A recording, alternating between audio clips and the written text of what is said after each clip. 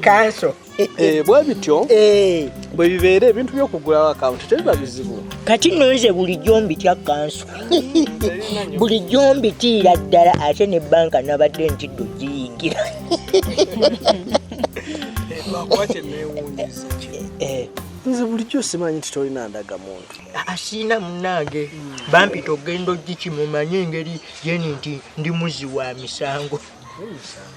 Nina obusangosango bwenkola kansa eyo mu nkukutu kati bampita ogenda ogikima neŋŋaana. Kati bannange ojja sityo omuntu okubba obubbi amasannyalaze ogwo nagwo musango guli awo gukutiisa. Nanduutu Nanduutu omasuka n'ebigambo kati n'ebyamasannyalaze obyo. Si gwe obitandika. Twala erigo ng'omala gakubawo kigambo. Kanso nsonga z'amaka onootusonyiwa. Ndakwa kinkoze bubi kuba bulijjo nkubala mu balonzi bange abampa akalulu. Analonda kindaze nti tonnonda bulijjo. Nalonda ne bwe mba saalonda naye nga nakola nnyo okunoonya akalulu era mba nalonda kanso. Okay, ky'omukisa omulungi akawunti tukoze ki? Tugiguddewo. Ye kanso. Ate nsuubira tugiguddewo ku muntu omutuufu mujja kukwatagana. Era kyembadde njagala nti tube bakakafu omukulu ono sente bwe zigenderako nga tetunnakola kintu kyonna. Kanso ekintu ekyokuggulawo akawunti mu sente zange ate ne tuggulawo akawunti ng'ate eri mu mannya ga Nanduutu ate n'akafaananyi nkaliko ye saakisanyukidde. Waakiri mwandiguddewo akawunti mu mannya ge ng'akafaananyi kange. Anti yabadde alina endagamuntu. Ye saakisanyukidde. Waakiri kanso ntwandigiguddewo mu mannya go. Olwedde nze nina akawunti. Naye nabadde njagala ebintu bya sente bizibuzibu nga njagala mube n'akawunti eyammwe sente zituukire ku akawunti yammwe waleme kubaawo mbeera yonna. Kanso ebintu bya sente obimanyi nzo omukazi ono simwesiga. Kapito. Simwesiga. Kapito. Kyogamba nti oyagala okuŋŋamba nti weesiga nze okusinga mukazi. Waakiri kanso ebintu by'ensimbi bizibu. Ono sseba ayinza okusooberera ekiro nga webase n'akusalako omutwe lwa ssente. Anti era we bamala ozzituwa n'oleeta akajanja. Ntambula nazo ate mba naakukolera. Olaba kanso nanti tonneesiga. Bino byenkugamba yensonga lwaki obwedda nkugamba kanso era naluli nga tuli mu ofiisi nagamba nti nogundi ebeere mmanyago kati owulira sente ezo ekyomukisa omulungi bwe zinaagendayo mu kuzijjayo era nja kubaako muli bantu bawamu mulina okukkaanya kuba zino sente zigenda bakyusa obulamu mugenda kuba mu bulamu bwe mutalootangako kuba nkale.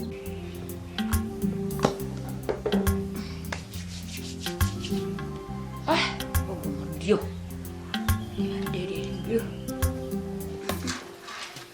Ya mama sana.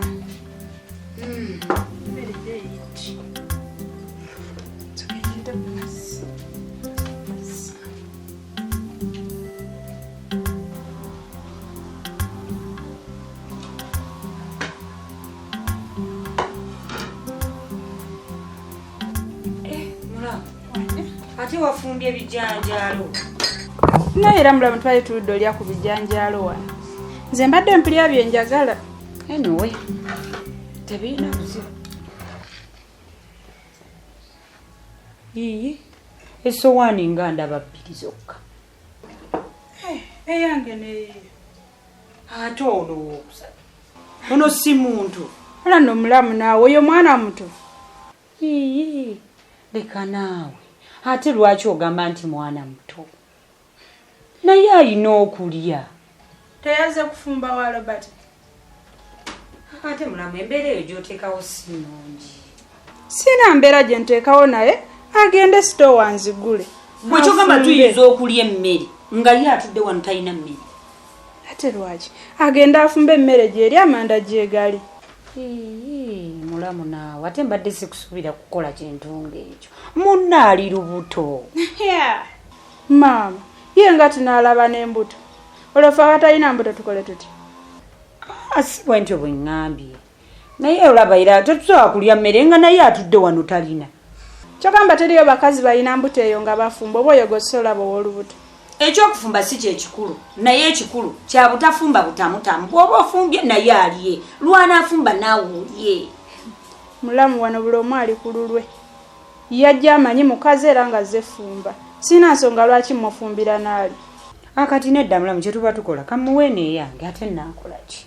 Ogimuwe goobeererewo. Sirina kyakkola. Yanza mulamu. Ekyo kintu kibi nnyo emmere bagimma omuntu. Kati osazeewo omuwa emmere yo olw'okuba lubuto. Ate naakola ki munnange? Ogamba gw'osiba enjala okuwa wadde ow'olubuto. Nkalye. Anyway kasita muwadde tukirekerera awo. Bannaaye n'alaba n'embuto lube nno olubuto weetaaba entumbi. Kankwe ku ya Robert kuba ebadde esigadde ate onoobeererawo. Naye bannange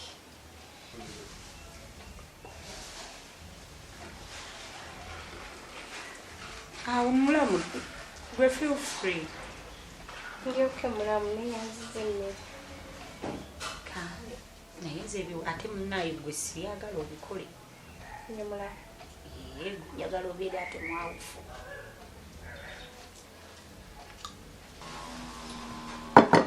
Iyi mulamu kyogamba emmere ebadde ekyaliyo nnyingi bwetyo. Ebadde ya mwami wange naye giri ngenda malirizo lya mu kifumbire eyi. Emmere tebagimma bantu. Nze ngamba buli omu amanyi ekyamuleeta wano. Kyogamba yasituse waba okujja wano takimanya ze kufumba. Bannange gwe muginyo olw'okuba mbuto. naye ate wansuubiza nti tugenda teekawo mbeera gwe kennyini. Ekyo kirabibwa n'ayonka. Omukazi yenna alina oba nga amanye ekiyungu. Mulamu era nkubadde ebijanjalo era biwoomye. Emmere efa nfumba. Nga budde kuba yabaagala ebikolerere. Muno mwesonyiwe bannange ebintu ebyo sibyagala. Amayiga okufumba giri ogibulira obuwoomi. Gajjandidde tewooma. Girekeewo. Ali temutandika. Agirekewo. Tewooma nga ogimalawo. Mutuleke tuwoomerwe emmere bannange. Tegeraganya. Kale kanso naye Tulina kuba bubenzi mu ssanyu nti ssente zikoze eki zizze.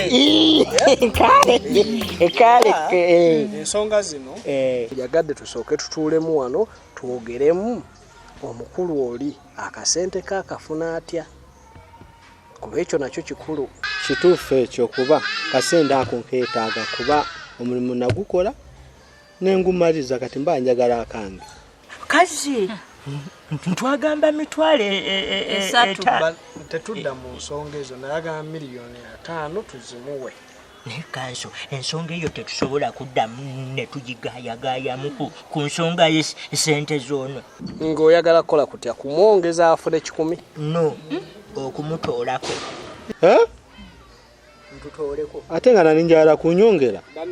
Ekyo twakimaliriza kyaggwa saagala kubiddamu. Kale kanso Saagala kubiddamu okujjako sente zino mwenga mmwe bwe muzifuna mbadde pulaninga kukola ki. Kuba ekyo nakyo kikulu. Bw'oba sente tonnazikwata olina osooka okuzipulaningira so that ogenda ozifuna ng'omanye ekyo zikozesa. kaakati kanso nganze pulaani yange gye nnina nga nze kapito kafuba ka baatule sente ezo njagala ngula obusimu obuliko geemu ya kasota bubeere bungi ewaka. Omanyi sente zetwogerako n'ekirala Kapito. wange Omanyi sente zetwogerako anti nkuwa pulaani kanso malaawo nsasule TV okumala omwaka mulamba nga sikola nange neerageko ngende mu bbaala bagigale nsasulire buli muntu ebyokunywa nyinza n'okufunayo omukazi w'okubiri. Ogambye ki Kapito siwulidde? Ogenda kola ki? Ngambye nti nyinza okukola ki okugulira abantu ebyokunywa. Omala wasa omukazi omulala. Ekyo nkyogedde kanso. bannaye tukole bwetuse mulina okukkaanya kitegedde. Songa lwaki nze nnyina okubeera ne ssente ezo nze nsobola ozipulaningira. Gw'obadde opulaninga kukola ki? Wamma kanso nze nga nze pulaani gye nnina. Singa baba batuwadde ssente ezo njagala tufuneeko tuguleyo kala akayumba ennyumba ewedde. nga kuliko n'emizigo gy'abapangisa. Ono ne bwagamba nti taddamu kukola ennyumba ziri ziba zisobola okukola ki okutuwa ssente tomanya ne minzaani n'agireka. Nina nduuto olimu amagezi otegeera naye omanya abapangisa bwe basumbuwa. Omanya abapangisa bwe basumbuwa nziramu nga tubagoba ojeje mbambu simanya ntutyo simanya ntuzimbe ennyumba simanya tuteekemu abapangisa ekyokuzimba sijja kigana naye njagala bwe tuba ntuzimbye enju tuzimba akayumba akajja mu sayizi y'akapiito nga kapiito bw'omulaba akayumba akatinitini kati sente ezisigalawo tulye tupinduke oba tufa tufe tulye buli ekitusala mu maaso.